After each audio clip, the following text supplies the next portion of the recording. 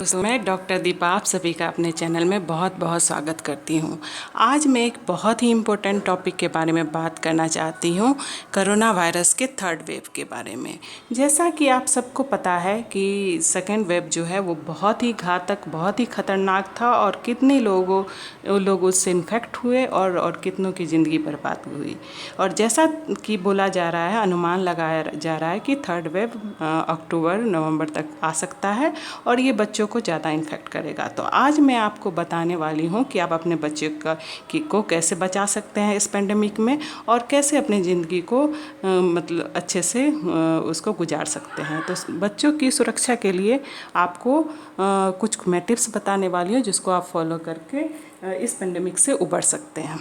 तो आइए इस पे डिस्कस करते हैं। सबसे पहली बात ये है कि बच्चों को समझाएं कि जो कोविड अप्रोप्रिएट बिहेवियर है उसको वो मेंटेन करें। मीन्स बार बार हाथ धोते रहें और मास्क लगाएं और सोशल डिस्टेंसिंग का पालन करें। तो ये तो सबसे प्रायोरिटी है जो कि सबको फॉलो करनी है। सेकेंड चीज़ क्या है कि बच्चों में आप कुछ बातें हैं उस पर विशेष ध्यान रखें। सबसे पहले क्या है कि उनका जो डाइटरी इंटेक है, मतलब उनका लाइफ स्टाइल चेंज करें, उनके खाने पीने का पैटर्न चेंज करें, वो बहुत ही आपके लिए हेल्पफुल होगा। तो सबसे पहला बात है कि जैसे कि सारे बच्चों को आजकल जंक फूड, फास्ट फूड उस पर विशेष ध्यान रहता है। वो वही खाना पसंद करते हैं, मैगी, नूडल्स, पिज़्ज़ा, बर्गर, ये उनको पसंद होता है। तो बच्चों को समझाएं कि वो वेजिटेबल खाए, फ्रूट्स खाएं, उनको किसी तरह से जैसे उनको अच्छा लगे उसी वे में आप उसको प्रिपेयर करके दें। और जितना पत्तेदार सब्जी और फल खाएंगे वो उतना उनका जो है इम्यूनिटी बूस्टअप होगी और सारे विटामिन्स मिनरल्स उनके बॉडी में जाएंगे और इस तरह से वो उनकी बॉडी जो है एक डिफेंस मैकेनिज्म तैयार करेगी जिससे कोई भी इन्फेक्शन से वो लड़ने के लिए जो है उसके लायक होंगे। तो इसलिए आप सबसे पहले तो उनके खान पान पर ध्यान दें और उसको फॉलो कराएं। दूसरी चीज़ क्या है कि कुछ लाइफ स्टाइल चेंजेस करने होंगे। सबसे पहले क्या है कि बच्चों को भी सुबह उठना, जल्दी उठना सिखाए, उसको बोले थोड़ा टहलने के लिए। बाहर नहीं जाना है तो बालकनी में ही देखे, बाहर देखे। इसके बाद थोड़े से ब्रीदिंग एक्सरसाइज करें जैसे कि अनुलोम विलोम, ब्राह्मणी, भस्त्रिका। तो ये सब 2-3 एक्सरसाइज हैं जिसको वो 10-15 मिनट ही थोड़ा देर रुक के करेंगे तो ये उनके लिए काफ़ी इफ़ेक्टिव होगी और उनके लंग्स को, रिस्पिरेटरी ट्रैक्ट को बहुत स्ट्रॉन्ग बनाएगी। जैसा कि आप सभी को पता है कि कोरोना वायरस जो है उसका मेन टारगेट क्या है, हमारा लंग्स। तो हम अपने लंग्स को स्ट्रॉन्ग बनाएंगे और उसको मजबूत बनाएंगे तो ये इन्फेक्शन जो है हमको प्रभावित नहीं करेगा। तो इसलिए ब्रीदिंग एक्सरसाइज बच्चों को करवाएं। और इसके बाद जो है वाटर इनटेक। जनरली देखा जाता है कि बच्चे जो है पानी ढंग से नहीं पीते, तो उनको पानी पीने की आदत डालें, नींबू पानी बना के दे या फिर उनको जो जिस तरह का जूस पसंद है उस तरह का बना के दे सकते हैं। तो इस तरह से वाटर इनटेक अच्छा होगा तो उनको डिहाइड्रेशन की प्रॉब्लम नहीं होगी, बॉडी हाइड्रेट रहेगा, तो उससे सारा बॉडी का फंक्शन सही ढंग से होगा, उनकी मेटाबॉलिज्म भी सही रहेगी। तो इस तरह से उनको कम से कम 2 लीटर प्रतिदिन पानी पिलाएं।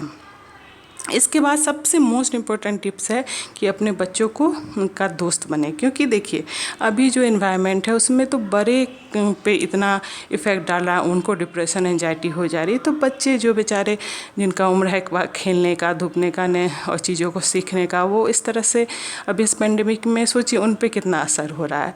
तो अपने बच्चों का मित्र बने, उनसे दोस्ती करें, उनके साथ खेलें, उनको जो पसंद है, कैरम बोर्ड खेले, चेस खेले, जो है जो गेम घर में ही आप उसके साथ मतलब बहुत सारी एक्टिविटीज़ कर सकते हैं। तो आप इसमें इन्वॉल्व हो, क्योंकि पेरेंट्स होना उस मोस्ट इम्पोर्टेंट थिंग है कि आप उसके रोल को सही से निभा पाए।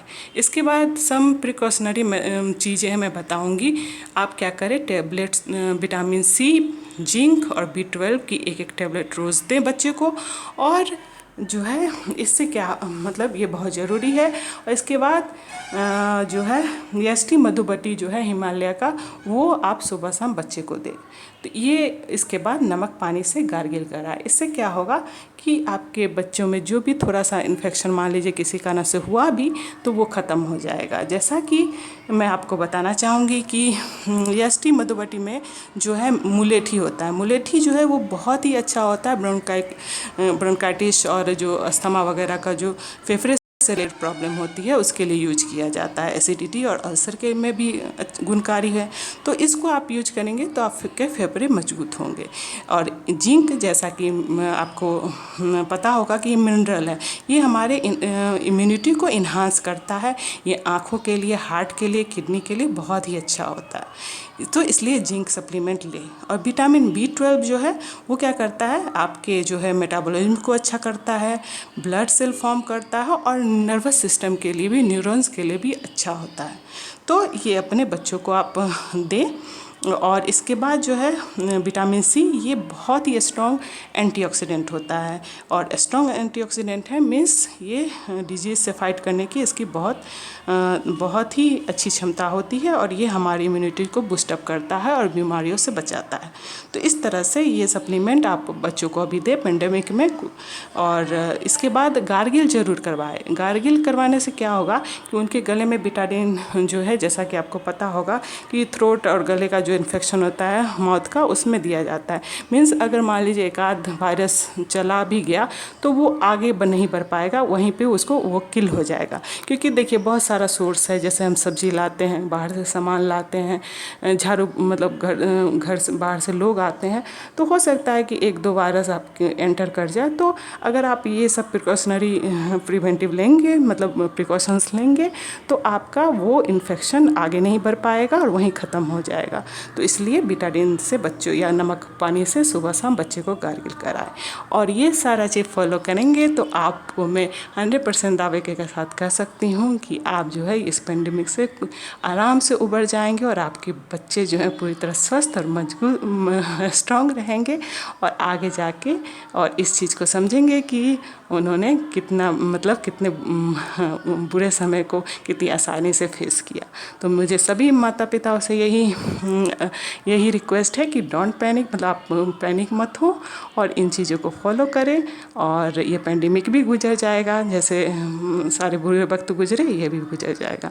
Thank you so much. मेरे इस वीडियो को लाइक करें, सब्सक्राइब करें, शेयर करें। Thank you.